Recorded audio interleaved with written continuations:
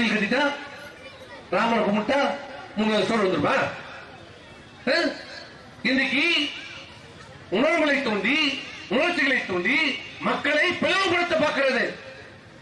இன்னைக்கு மத்தியில் இருக்கிற அரசாகட்டும் மாநில அரசாகட்டும் 2 அரசுகளுமே இன்றைக்கு மக்களை உணர்ச்சிகளையும் உணர்வுகளையும் தூண்டி மக்களுடைய உண்மையான பிரச்சனைகளை அடிப்படை பிரச்சனைகளை மறைத்து இன்றைக்கு வாக்குகளை பெறுவதற்கு நாடகம் ஆடிக்கொண்டிருக்கிறது.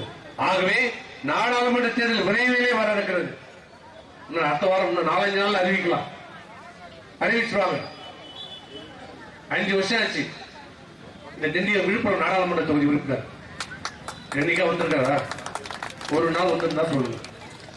புயல், வெள்ளம், கொரோனா 2 வருஷம். இப்ப மழை 2-3 போச்சு. மறக்காம இந்த பகுதியில் மட்டும் தான் மழை பெய்யுது. ஒரு மாசம் முன்னாடி வந்தாரா?